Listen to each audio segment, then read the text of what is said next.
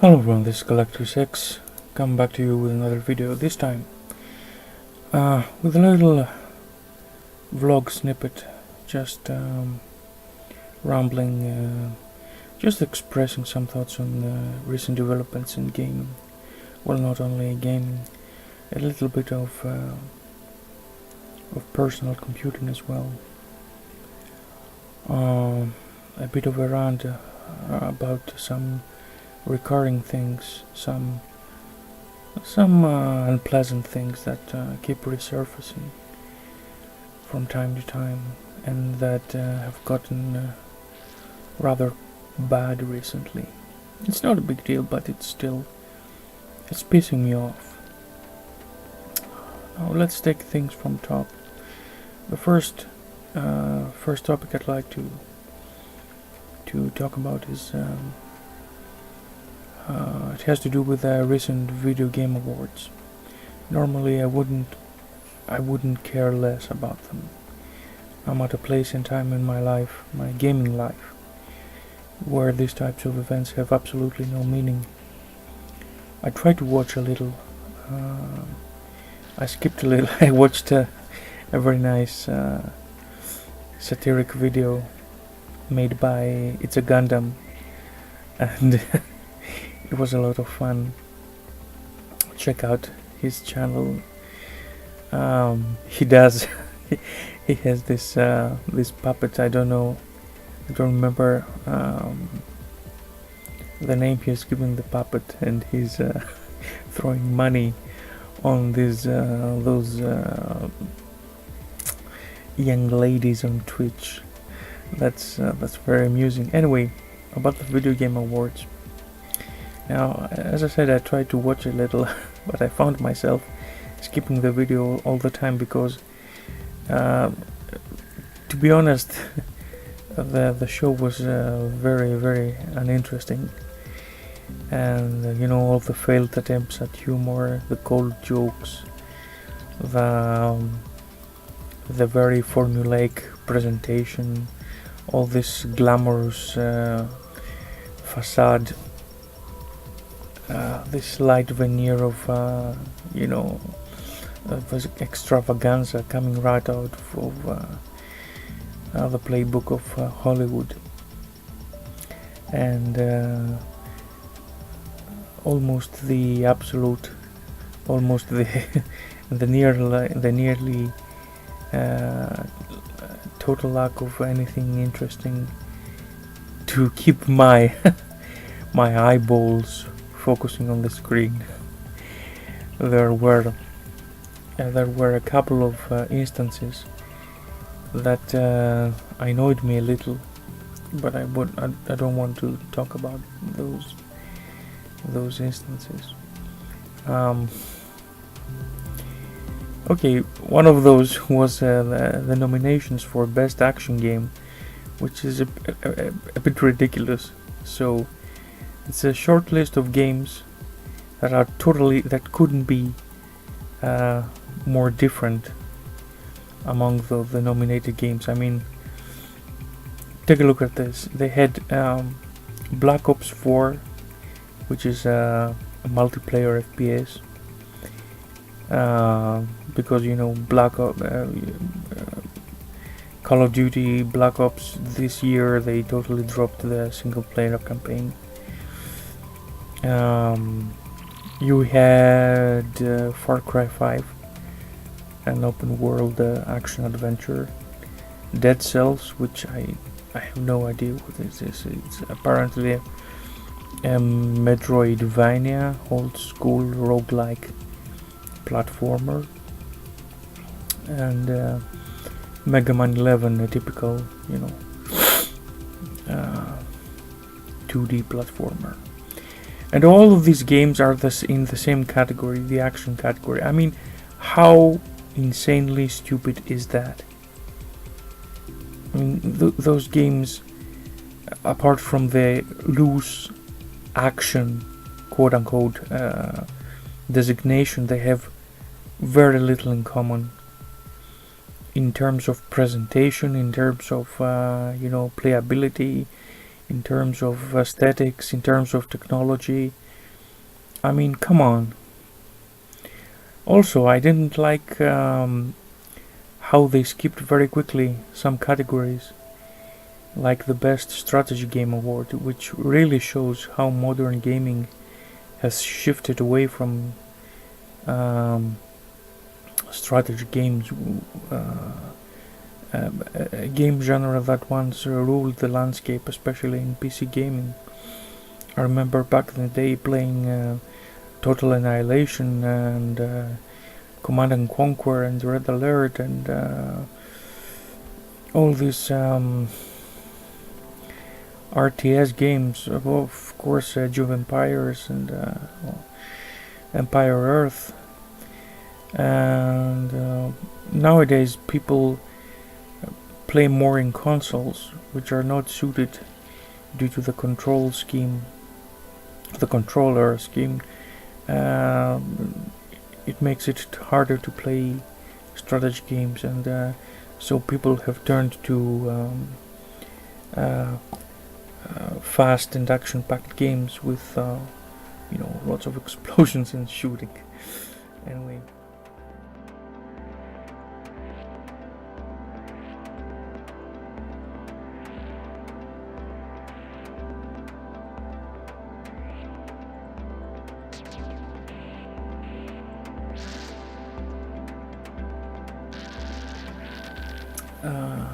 Okay, enough about the Game Awards. Next on my short list of topics I'd like to talk about in this video is about Windows 10. And it's how Windows 10 is really starting to get into my nerves. I mean, when Windows 10 first launched some years back, and it did the update from 8.1 without charging you anything. It was nice. Of course, back then we didn't know exactly what this free of charge entailed, what it meant for our privacy. And it's a very stable operating system on all the machines that I've installed Windows 10. It boots fast, it runs fast, no problem, okay. But this constant taking the control out of my hands is getting ridiculous these days. It updates whenever it wants. Even if I specify busy hours, it has a setting when you specify busy hours to not interrupt your workflow. I'm sorry. It still downloads stuff in the background. You don't have any control on that. There are so many useless processes that eat resources and memory. And even if I resort to really drastic measures, for example turning off services, which is easy when you know what service to you turn off the Windows Update service, but it's not an elegant and solution. You don't need to resort to this kind of drastic measures just to keep your daily workflow smooth. Or another bad habit, the wiping out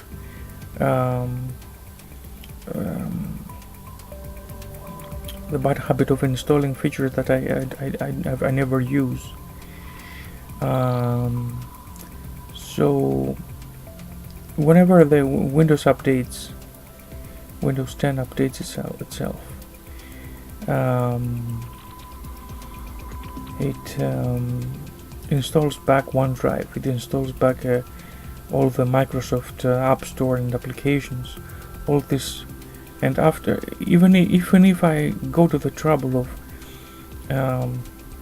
picking those integrated features one by one and removing them, all this junk comes back after every update, along with those pesky installers for stupid mobile games that Microsoft has made a deal with, and other equally stupid apps from the Microsoft App Store that I know I'm never gonna use. So, and I also don't like how I can't shut down the telemetry permanently, because at the beginning, at the initial settings, it doesn't allow you to do that. You must agree to a minimal basic level of data visibility to Microsoft, which you cannot shut down. But the worst thing is how they constantly change and move around the little functionality details that are very disorienting, and how difficult they make it to find in one place functions that are normally under the same category. So I'd really like to revert to Windows 7 without all these redundant services and promotional Microsoft fluff, without the snitching and the telemetry. And at least for my work computer, unfortunately I just can't run Linux, because Windows is a prerequisite for the office networking, the software we use. But for my other systems, the one I use at home, and for my gaming, which is rather important to me for my hobby, for my entertainment, I'd like to cut let's say the umbilical cord with Windows. I'm seriously going steady with Linux as my main platform, and not just a casual fling. Although I usually resort to Linux whenever I want to use a light distribution for things like data recovery or cloning disk or stuff like that. I've also fiddled around with some popular distributions, because I didn't know the developments in the Linux distribution front. I downloaded and used Manjaro Linux. I think it has finally arrived at the level that I can use this as my main operating system. For starters, for gaming, Steam is very easy to set up and use, and it also comes bundled with some distributions like Ubuntu and Manjaro, and works fine with games that support Linux natively. I haven't yet explored what options there are for the tools that allow you to run Windows games under Linux. I'm still at the old days of Wine. I don't know what are the modern capabilities of running Windows games under Linux, and especially games, to see what limitations there are, what the possible performance penalties, etc. For the past few weeks I've been using Manjaro with a small form factor PC that I have recently bought on Black Friday deals. It's an Intel NUC, and I really like this little PC. It boots very fast. It's responsive, snappy. It is very frugal with power consumption. It has a TDP of only just 10 watts. So even with 4 gigs of RAM and with the operating system installed on a 2.5-inch mechanical hard drive, it's still very fast, very nice. So I use it as a sort of a testing environment, a sandbox testing environment, before I decide to install it and use it on my bigger machines, and especially on my main gaming rig. On my main gaming rig. Of course, I'm going to research the topic of running Windows apps under Linux. I'm curious about the hardware compatibility and the quality of, especially the quality of the drivers, and more specifically when it comes to NVIDIA GPUs, that I have the impression from what I've read that they are not at the level of AMD drivers. NVIDIA has had some problems with the Linux platform. So I really don't know exactly why I'm so frustrated about the towards Windows lately, as of late, and perhaps, I don't know, perhaps I'm getting old and grumpy. Perhaps it's the fact that I don't like this new approach. Well, not so new approach, but the latest approach, strategic approach that Microsoft has assumed for Windows. You know, this ongoing, this rolling thing, the operating system as a service. They keep mixing up things without reason. They keep taking control out of the user's hands, and they prevent me from really making the system the way I like it. And every time it's like they find a new way to annoy me, to install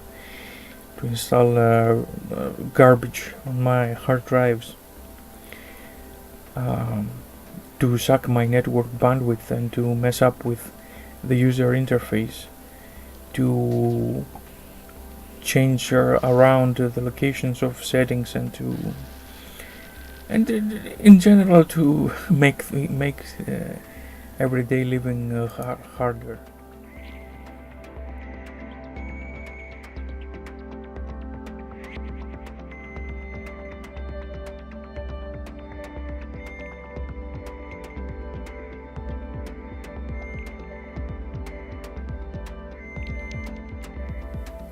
Alright, now the third subject I'd like to touch upon in this video is again about gaming. It's about retro gaming. So this one, it takes a little patience from you, okay? It's gonna be a rather long round, so please be patient. So what is this thing? I see all this commotion and movement, you know, content generation around the PS1 Classic, you know, the PlayStation mini console, although it's not named mini. Anyway, I've watched several videos on it, primarily on, I think the first one was on Digital Foundry when they analyzed the performance, and then I watched on which was it, Gamers Nexus, when they did a teardown of the machine and revealed that it was, you know, of course, as expected, it was very simple and a cheap mobile, you know, a mobile system on a cheap solution. Well, I think, my personal opinion, okay, my personal opinion is that this latest PS1 Classic, but also, not only that, but also the whole mini classic console category, it presents, it illustrates a rather sizable problem with the gaming industry, but also with the gamers as well. So let me explain. And it's funny that I use the adjective quote-unquote sizable, you know, because the consoles themselves are nothing but sizable. They are small and light as a feather, and unfortunately this applies to their manufacturing quality and their physical robustness. Okay, and what would that problem be? With all these cheap and sometimes not so cheap machines, because remember that the PS1 Classic costs $100, €100 or something. Well, as I see it, it's my personal opinion, remember, it's my personal opinion. It's not the company's fault. Okay, they want to make money, it's their job. We cannot, criminalize their behavior. It's companies do what they do to feed themselves, to feed their employees. They want to make money, okay? Nintendo wanted to cash on the wave of the RetroPie, and Sony wanted to ride on the wave of the Nintendo Minis and so on. And prior to that, there were the Atari flashbacks and those cheap Sega clones, and which are even worse in quality, and all sorts of other clone systems based on emulation. So the problem, if there is one, it doesn't lie with the companies. The problem rather lies on the individuals who have no discipline and no bounds to their fanboyism. I don't mean that someone shouldn't do as they please, but I think, just as a piece of advice, okay? Just as a piece of advice, perhaps some people should step back for a minute and take a serious look on what exactly is that they are supporting here by buying all this crap, all these cheapskate consoles. I mean, for the casual gamer who hasn't touched a controller for years and who just wants to pick up a game or two and play a couple of games that they used to play back in their college years 20 or 30 years ago, okay, I get that, I understand that. This should be the target audience. I mean, for heaven's sake, you can find this on the toy stores and the supermarkets. But for the seasoned retro gamer, for the experienced, for someone who don't have a problem, for someone who doesn't have a problem getting their hands on original hardware and games, they have a collection of physical retro games. If those people support all these mediocre mini classic copycats, I don't think they are setting a good example for the rest of the community. The argument that the hackers will pick up the slack and fix some of the initial problems with the machine, I'm sorry, but that doesn't work for me. I don't see it as a valid argument.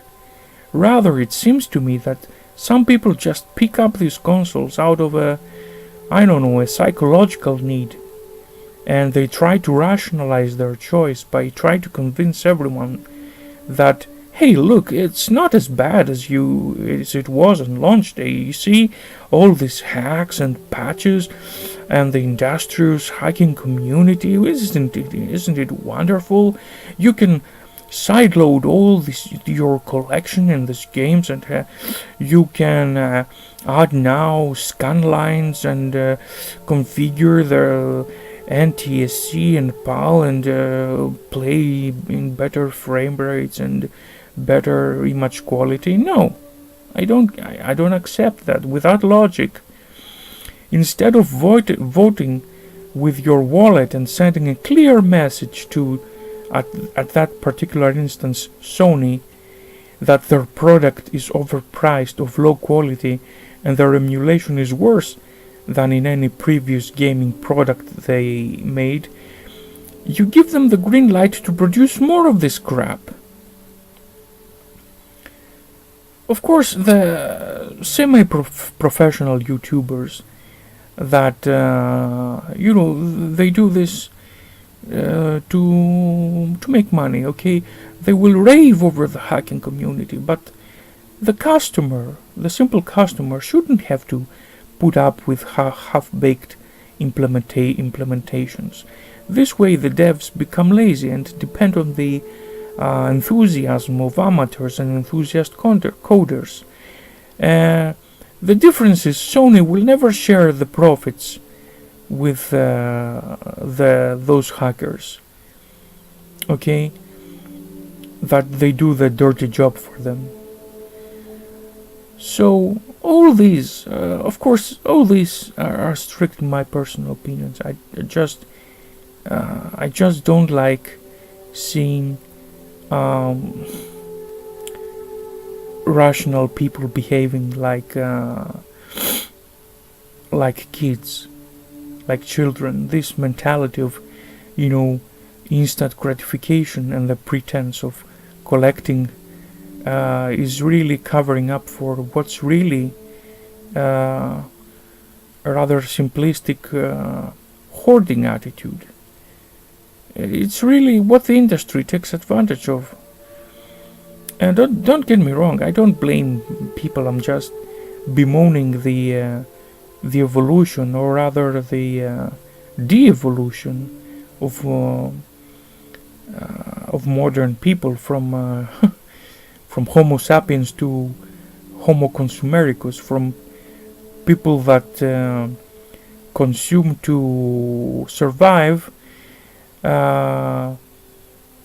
to people who live to consume.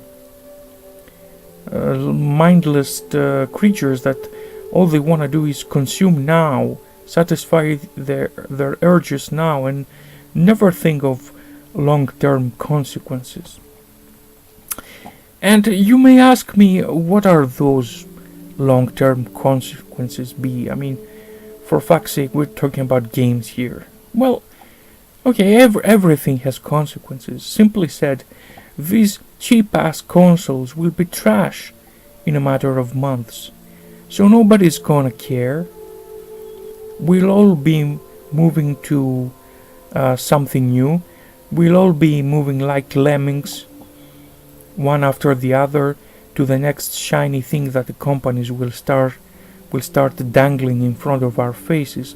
And even down the years, nobody's gonna take these mini consoles seriously as collectibles. I mean, there are crazy people, of course, that give value to shit, but I don't think that those mini consoles will ever be so valuable like the original retro machines. So even if you get one of these with the prospect of selling them in the future, I don't think it's such a bright idea. It's all gonna generate huge amounts of waste in the long term. So I'm sorry for sniffing my nose. I have a congestion. Damn winter and the viruses. So, as with everything in this life, when we reach and overshoot the point of satisfaction, we move to excesses and wasteful behaviors, and companies take notice of this. That's why it has become a staple of the consumer culture, and in this case the mass gaming culture, to be better respected if you are hardcore, and that is to buy everything, to be super engaged, to not just actively to be involved actively, but be absorbed, immersed, absorbed until you don't know what the hell you are doing, why you are doing it, why you are acting like an obsessed groupie, a cheerleader, a fanboy, or a fangirl. I don't mean to be discriminating based on gender. So the more passionate, quote unquote, you are, or you think you are, the more you exclaim that you are a fan of this and a fan of that, the harder it gets to cover your increasing problem of getting satisfied with less stuff around you without postponing gratification and seeking deeper and more meaningful pleasures. And also, it may indicate that it's getting harder for you to define your choices outside of what the others do and just follow whatever stupid trend is more prevalent these days.